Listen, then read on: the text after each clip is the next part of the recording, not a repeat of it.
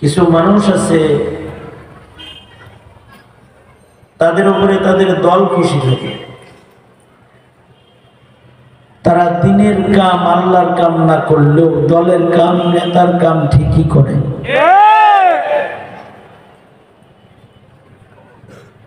দলের জন্য সময় দেয়, দলের জন্য অর্থ দেয়, দলের জন্য জেলে যায়, দলের জন্য মায়ের খায়,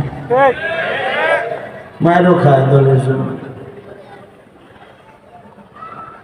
দলের জন্য রক্ত দেয়, দলের জন্য জীবনও দেয়। কিন্তু তারা আল্লাহর ডাকে সাড়া দিয়ে মসজিদে যায় না, দিনের কাজে তাদের খুঁজে পাওয়া যায় না।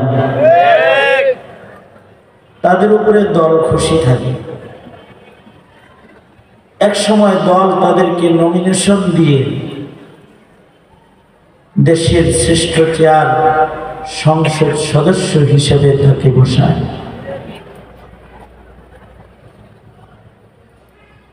কিছু মানুষের উপরে সরকার খুশি থাকে, কারণ তারা সরকারের পাঁচাটা গোলাম হয়। সরকার খুন করতে বললে খুন করে, গুম করতে বললে গুম করে, মানুষ হত্যা করতে বললে মানুষ হত্যা করে, মিথ্যা মামলা তৈরি করতে বললে মিথ্যা মামলা তৈরি করে, নির্দোষকে হয়রানি করে, দোষীকে নিরাপদে দেশ থেকে পালিয়ে যাওয়ার দরজা খুলে দেয়। এই প্রকৃতির মানুষ যারা, তাদের উপরে সরকার খুশি হয়। এক সময় সরকার তাদেরকে পদোন্নতি দেয়, ইউনো থেকে এডিসি, এডিসি থেকে ডিসি, সচিব পর্যন্ত পৌঁছায় দেয়। পুলিশ অফিসার থেকে বাহিনী প্রধান বানায় দেয়। গোটা দেশের বাহিনীর প্রধানের পদ সে পেয়ে যায়। শাপলা চত্বরে মানুষ হত্যা করে পুলিশ প্রধান হয়ে গেল, আলেম ওলামা নির্যাতন করে ওসি ডিআইজি হয়ে গেল। সরকারের পাঁচটা গোলামি করলে সরকার তাদেরকে ভালো পদে বসায়, ভালো মাইনে দেয়, তাদেরকে সরকারি সুযোগ সুবিধা দিয়ে তাদেরকে গোল্ড মেডেলিস্ট, জনগণের সেবক হিসেবে তাদেরকে ভুয়া সনদ দিয়ে জাতির সামনে তুলে ধরে, অপরাধকে সনদের নিচে ধামাচাপা দেয়। কারণ তাদের উপরে সরকার ঠাকুর মশাই খুশি হয়। এই পৃথিবীতে কিছু মানুষ আছে তারা চলে মুমিন হিসেবে, কিন্তু তাদের উপরে আল্লাহ খুশি না থাকলেও তাদের উপরে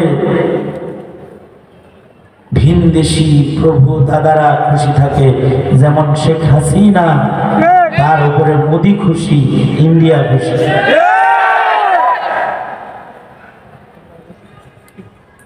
দাদারে খুশি করছে।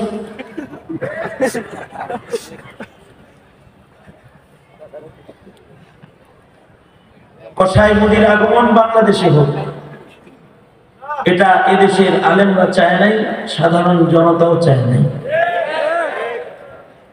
ক্ষমতার বলে তাকে আনা হয়েছে।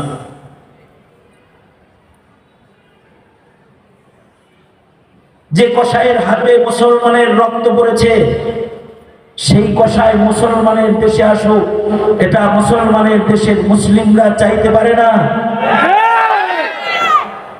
চাওয়াটাই স্বাভাবিক, চায় না।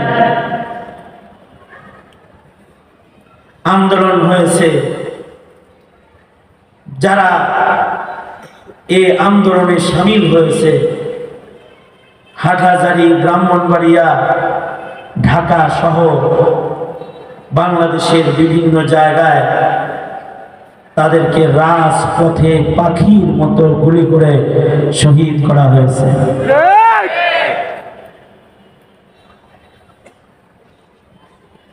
যারা এই আন্দোলনের সাথে জড়িয়েছে তাদেরকে অন্যায়ভাবে গ্রেফতার করা হয়েছে, মিথ্যা মামলা দেওয়া হয়েছে, বছরের পর বছর জেলে আটকে রাখা হয়েছে, বিনা চিকিৎসায় খাদ্য নির্যাতন, চিকিৎসা নির্যাতন, ডান্ডা বেরির নির্যাতন। তাদেরকে তাদের পরিবার থেকে আলাদা করে বছরব্যাপী তাদেরকে সেলবন্দি হিসেবে আটকে রেখে তাদেরকে অচল বানায় মারার চেষ্টা করা হয়েছে, হত্যার চেষ্টা করা হয়েছে। এদেশের হাজার হাজার আলেমরা সেই নির্যাতনের শিকার হয়েছে।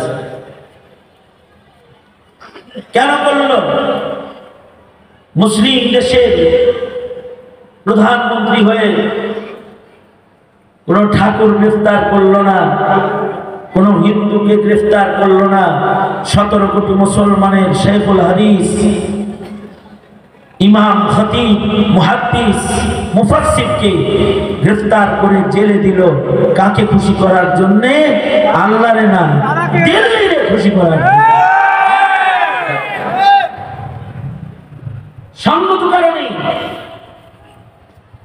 এদেশের মানুষ যখন দাওয়া দিল, আল্লাহর গজব আল্লাহ ছেড়ে দিল, দিল্লিতে জায়গা পেয়ে গেল, কারণ দিল্লি খুশি।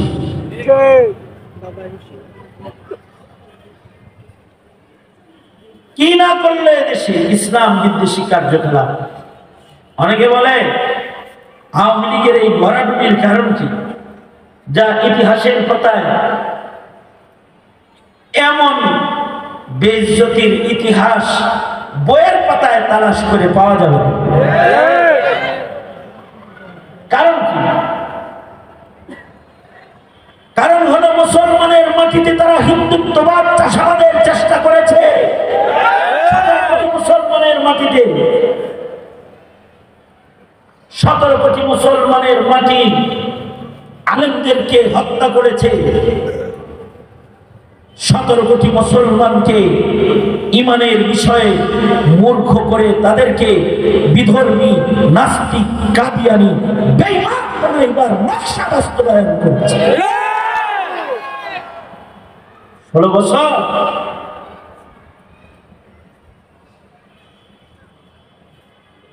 আল্লাহর কামাল দায় করে মোল্লারা কথা বলেছে, জাতি বুঝে নাই। কারণ লেভেল গুলা ছিল বড় চমৎকার লেভেল। লেভেল ছিল স্বাধীনতার পক্ষের শক্তির লেভেল। লেভেল ছিল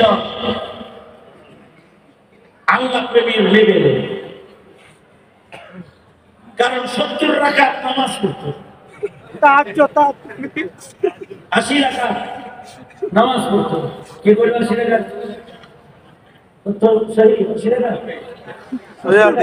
70 থেকে 80 রাকাত। হাদিসের নামাজ কত? 80 রাকাত। ডেইলি 5 পারা কোরআন শরীফ তেলাওয়াত। ইশরাকের নামাজ না পড়ে যায় নামাজ থেকে উঠেন না। হ্যাঁ,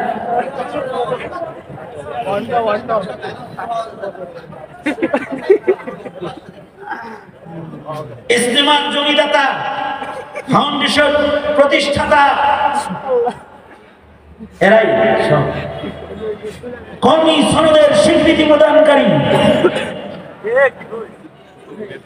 কি না করেছে ইসলামের জন্য। লেভেলটা বড় চমৎকার লেভেল। কিন্তু কার্পেট উঁচা করে দেখলাম নিচে আছে ইসলাম বিদ্বেষের সকল কার্যকলাপের চাবিকাঠি।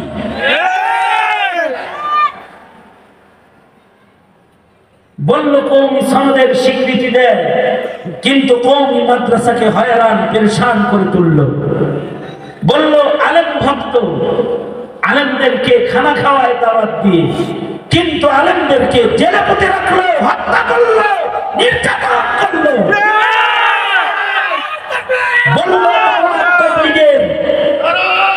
বলল আস্তে রাখেন, বলল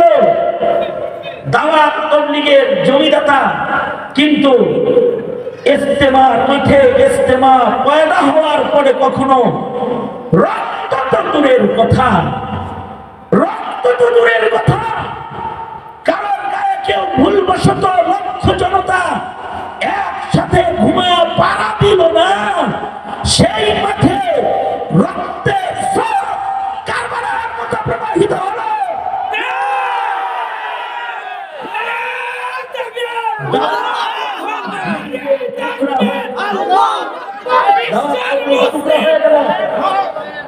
দাওয়াত তাবলীগ টুকরা হয়ে গেল। কাকরাইল মসজিদ দখলের মারামারি শুরু হলো। এক এক ইউনিয়নে একটা করে উপজেলায় মসজিদ করে বাংলাদেশের কোটি কোটি মসজিদে সাদিয়ানিয়ার এতাতি ঝগড়ার বীজ নিজ হাতে বপন করলো, নিজের হাতে বপন করলো। মসজিদ নির্মাণ করে বোঝালো আল্লাহর সাথে সম্পর্ক, কিন্তু দাওয়াত যখন এলো তখন দেখলাম দিল্লির সাথে সম্পর্ক।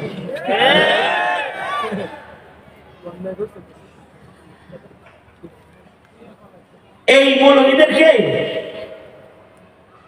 মৌলবীদের এই দাড়ি টুপি পাঞ্জাবি এটার দাম নাই আছে,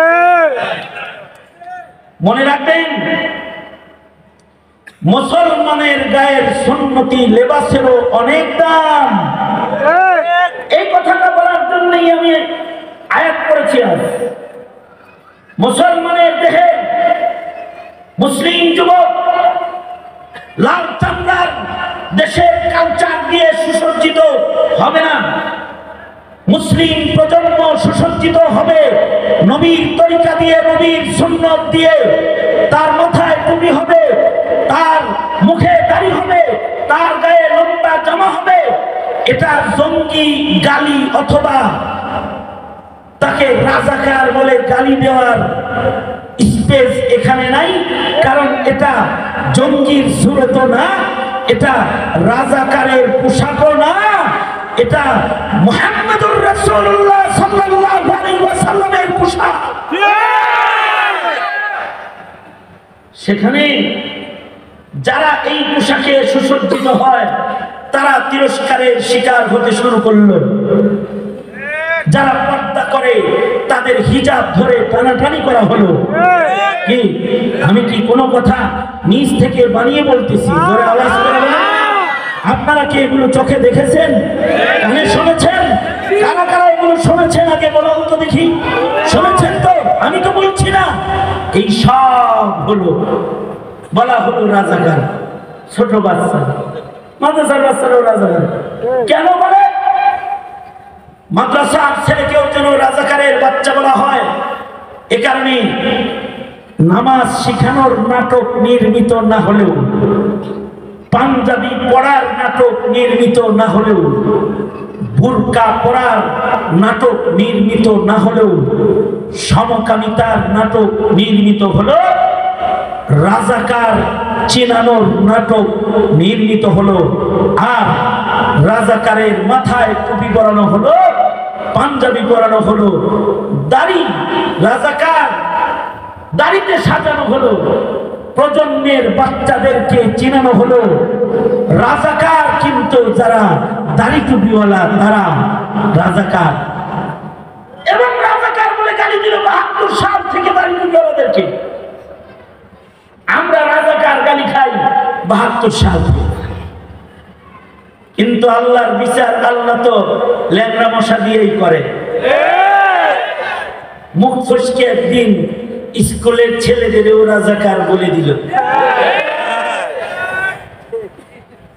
আমাদের ৭২ সাল থেকে রাজাকার বলেছে, কোনদিন আমরা প্রতিবাদ করি নাই, চুপ করে ওয়াইদা খাতাবাহুমুল জাহিলুনা ক্বালু সালামার আমল আমরা করেছি। কিন্তু আবাবিল পাখিগুলারে যখন রাজাকার বলল, বৈষম্য বিরোধী ছাত্র আন্দোলনের নওজওয়ান সিপাহ সালার যারা দেশের সার্বভৌমত্ব রক্ষায় আবু সাইদের মতো মুক্তান করে দাঁড়িয়ে গেছে, যারা পানির পিপাসা নিজে সহ্য করে অপরকে পানি পানি পানি পানি বলে ডেকে ডেকে পানি পান করিয়ে শাহাদাতের পেয়ালার দিকে যারা অগ্রসর হয়েছে, কিন্তু এতদিনের স্বাধীনতা সার্বভৌমত্ব রক্ষার জন্য যারা অকুতভয় সৈনিক হিসেবে রাজপথে দাঁড়িয়েছে পুলিশের সামনে, তাদেরকে যখন রাজাকারের বাচ্চা বলে গালি দিল, গোটা দেশ থেকে আবাবিলরা গণভবনের দিকে মার্চ শুরু করলো। চতুর্দিক থেকে গণভবনের দিকে গেল সব। এবার যাইবা কোথায়? একবার কইছে রাজাকার, গোটা বাংলাদেশ বলল তুই রাজাকার, তুই রাজাকার, তুই রাজাকার, দিল্লি না ঢাকা, তুই রাজাকার, রাজাকার আমি না, রাজাকার রাজাকার। হ্যাঁ, আর গেল গণভবনের দিকে। ওই দিন বুঝা গেল আসলে কে রাজাকার। আওয়াজ করে জোরে বলেন, আরো জোরে আওয়াজ করে বলেন। কিন্তু আসলে কে রাজাকার।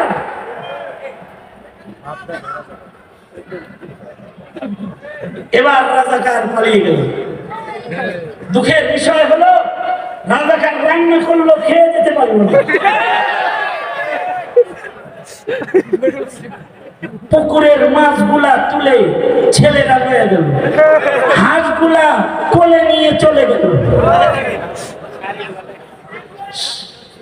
এমনকি জানলার পর্দাটা সহ নিয়ে এলো। কেউ কোন বালিশ, কেউ বালিশ, কেউ বা টিভি, কেউ বা পানির মগ, কেউ বা হাতে জগ। বিজয়ের মিছিল করলো। শুধু কি তাই করলো, রাজাকার খুঁজতে গণভবনে গেল, গণভবনের ডবল গাঁথুনির ইট গুলা খুলে ফেললো। বুবু যদি খালি সাহস করে বসে থাকতো, ওই দিন কি যে দেখা যেত। আমার তো মনে হয় যে ছাত্ররা গণভবনের ইট খুলছে, বুবু পাইলে তারা চামড়া খুলে ফেলতো।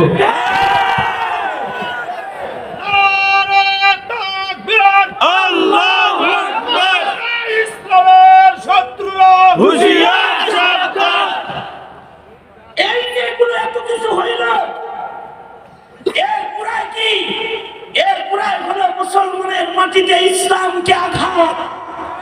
কারণ হাসানুল হক ইমাম শাহরিয়াররা ইজ্জতের পাত্র হয়ে যায়, আর আলেমরা জেলখানায় নিরপরাধ বন্দী নয়। তারা আমার নামে মামলা, আমি কি পক্ষের মানুষ,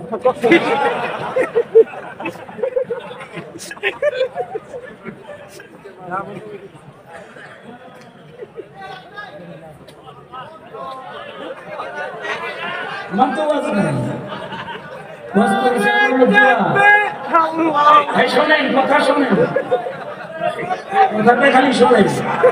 সেটা হলো একটা আলাপ আছে,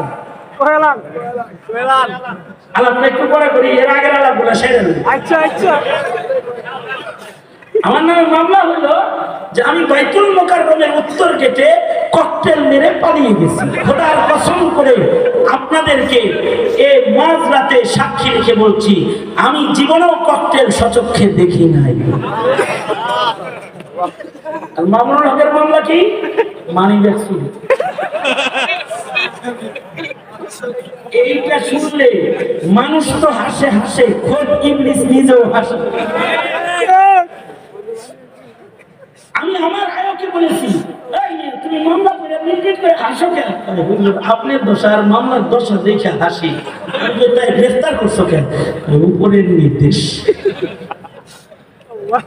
গ্রেফতার করেছি উপরের নির্দেশ, মামলা করে হাসি। হুজুর অসুবিধা নাই, হুজুর রাজনৈতিক মামলা এমনি বাড়িয়ে যাবে, এই এমনি সাজাই আর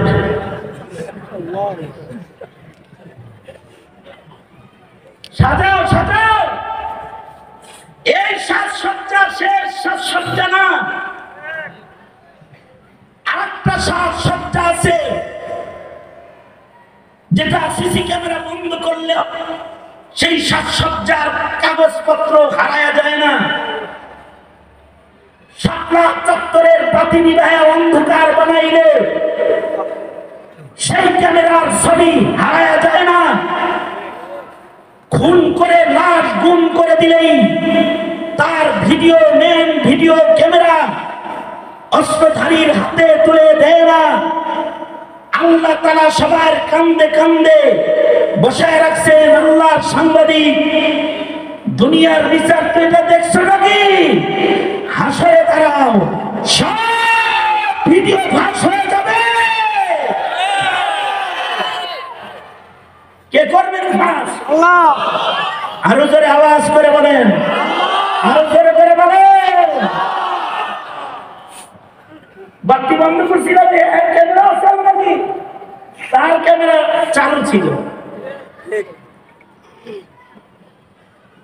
এই কারণে আল্লাহ বলেন ওয়াত্তাকু ইয়াওমান তুরজাউনা ফীহি ইলাল্লাহ, ওয়াত্তাকু ইয়াওমান তুরজাউনা ফীহি ইলাল্লাহ সুম্মা তুওয়াফা কুল্লু নাফসিন বিমা কাসাবাত ওয়া হুম লা ইউযলামুন। আল্লাহু আকবার। আল্লাহ পাক বলেন ভয় করো ওই দিনকে যেদিন তোমরা আমার আদালতে দাঁড়াইবে। সেদিন সবার প্রাপ্য সকলকে দেয়া হবে। কে দিবে? আল্লাহ। আরো জোরে বলেন কে দিবে? আল্লাহ। আরো জোরে বলেন কে দিবে? আল্লাহ বলেন জুলুম করবা না, তোমাদের উপরে জুলুম করা হবে না। সেদিন তোমরা যে যা করেছো তা তোমাদেরকে দেয়া হবে। কেউ যদি ভালো করে থাকো ভালো পাইবা, আর যদি কেউ আকাম করে থাকো তার বদলাও পাইবা। বদলা নিবেন কে? জোরে বলেন আল্লাহ। সেই বিচার তো আছে, ওটা তো হবে। আমি আপনাদেরকে বিচার করতে বলি না, বিচারটা আল্লাহর কাছেই ছেড়ে দেন। কারণ আমরা তো নায়েবে নবী, লা তাসরিবা আলাইকুমুল ইয়াউম। আমরা বলি বিচার আপনার করার দরকার নাই, আপনার তো আরো অনেক কাম বাকি। আপনি কি কাজ করবেন?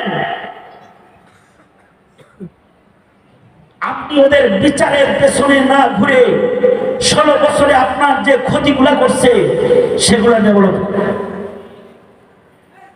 16 বছরে আপনার সন্তানকে আল্লাহ চিনতে দেয় নাই, নবী চিনতে দেয় নাই, ইসলাম চিনতে দেয় নাই, ইবাদত চিনতে দেয় নাই। কথা বলেন ঠিক না বে ঠিক? আপনার প্রজন্মের যেই ক্ষতিটা হয়েছে, সিলেবাস লন্ড ভন্ড করে আপনার স্কুল থেকে যেভাবে ইসলাম সরাইছে, এখন আবার সময় এসেছে। আমার কথা কোনো ওয়াজ না, আমার কথা সোজা সাপটা। সেটা হলো ঈমান রক্ষা করো, ইসলামী তাহজিব তামাদ্দুন রক্ষা করো।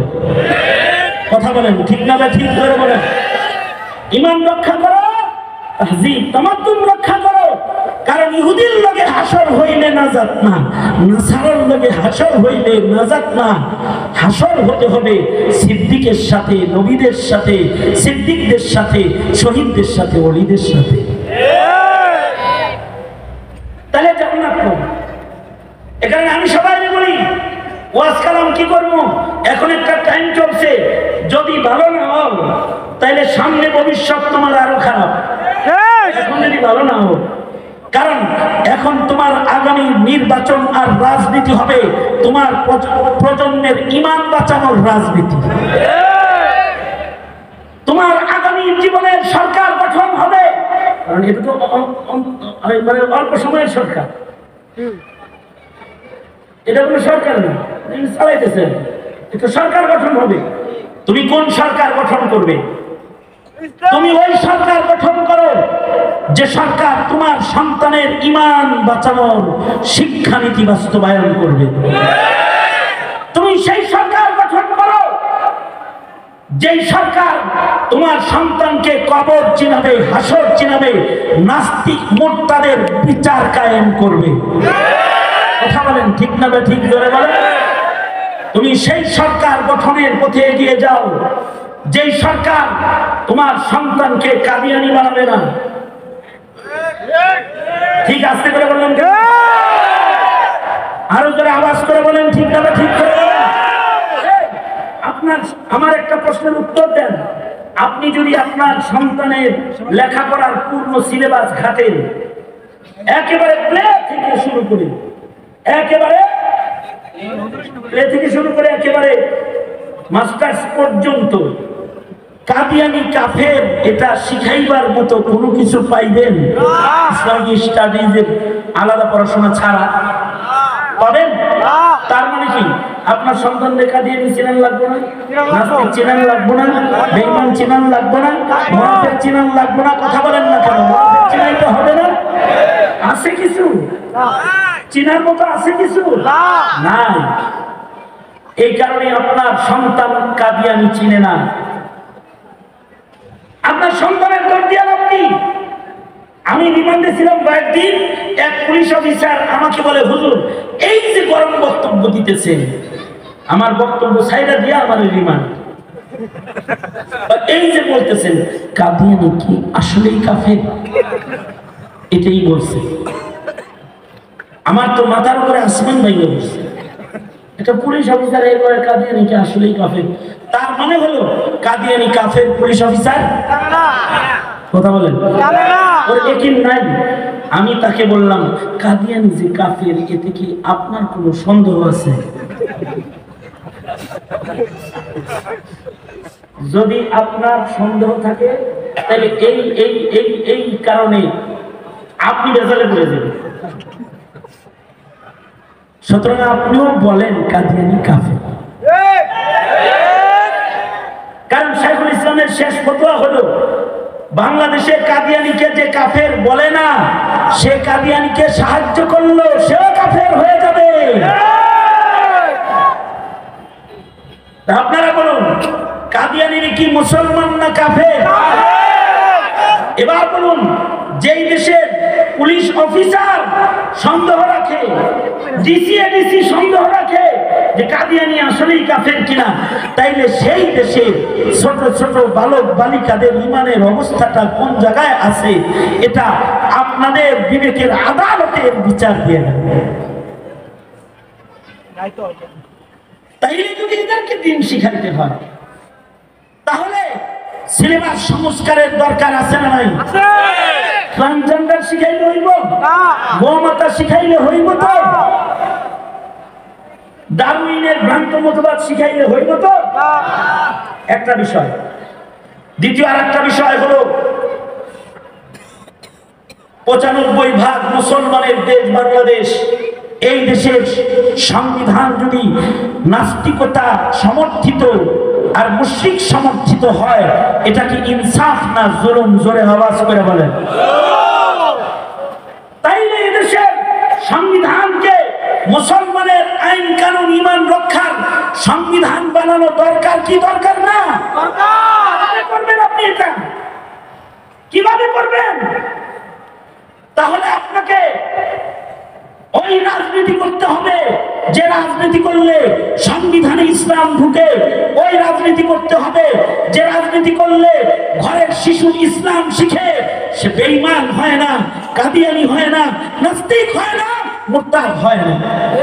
আপনারা এটা করেন না, কিন্তু মাদ্রাসাওয়ালারা এই দায়িত্ব পালন করে যান। এই কারণে এই মাদ্রাসাকে জঙ্গি করে যারা ইসলামের দুশমন তারা, কিন্তু তারা জঙ্গি। তাইলে এবার বলুন, ভোট দিলেন তো তাকে যে নাস্তিকের বিচার কায়েমের ওয়াদা করুন, যার নির্বাচনী ইশতেহার হবে কাদিয়ানিকে কাফের ঘোষণা করার ইশতেহার, যার নির্বাচনী ইশতেহার হবে এদেশের মুসলমানের ইসলাম শিক্ষা দেওয়ার, ন্যূনতম জরুরি ইসলাম যেটা বাচ্চাবেলায় শিক্ষা দিতে হবে, এই ইশতেহার। এছাড়া যদি গণতন্ত্রের গোলামি করেন, মরলে কবর থেকেই দোজখ ছাড়া অন্য আর কিছু চোখে দেখা যাবে না। কারণ আল্লাহর রাসূল বলেন قال رسول الله صلى الله عليه وسلم كل أمتي يدخلون الجنة إلا من أبى আল্লাহর নবী বলেন আমার কালমাওয়ালা উম্মত সব জান্নাতে যাবে কিন্তু যারা অস্বীকারী তারা না। সাহাবী বলে কিলা মাইয়াবা ইয়া রাসূলুল্লাহ, ওগো আল্লাহর নবী অস্বীকারী লোক কারা? আল্লাহর রাসূল বলেন মান আতাআনি দাখালাল জান্নাহ, যে আমার অনুসরণ করে মুসলমানিত্ব লালন করে সে জান্নাতি, আর যে আমার অনুসরণ বাদ দেয়, ঘৃণা করে, ছাইড়া দেয়, সবাইকে চায়, সে অস্বীকারী। সে কালিমা ওয়ালা হইলেও মুমিনদের কাতারে হাসরে দাঁড়াইতে পারবে না। তাইলে আমরা কি নবীর তরিকার বিপক্ষে না পক্ষে? কোরআন হাদিসের পক্ষে না বিপক্ষে? তাইলে দুআর আগে একটা ওয়াদা করেন, সোজা করেন।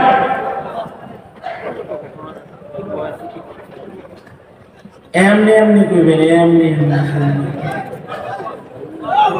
যেই তবলিগে আলেম ওলামা নাই ওই তবলিগে আমরা নাই।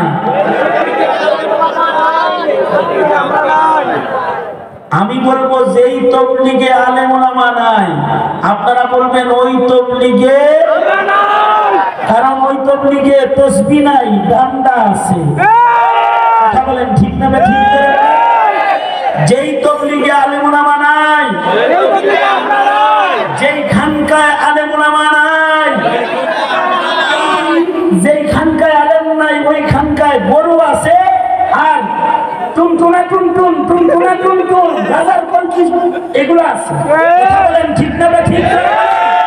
সুতরাং যেই খানকায় আলেম ওলামা নাই ওই খানকায় আমরা নাই।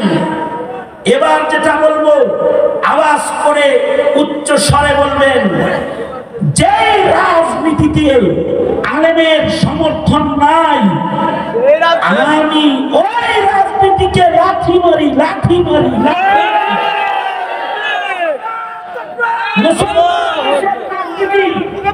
আলেমের সমর্থনের রাজনীতি হতে হবে। এদেশের ইসলাম টিকবে না, টিকতে পারে না, ধ্বংস হয়ে যাবে। সুতরাং আলেম ওলামা যেখানে, জোরে বলেন, আলেম ওলামা যেখানে, আলেম ওলামা যেখানে, আলেম নাই যেখানে,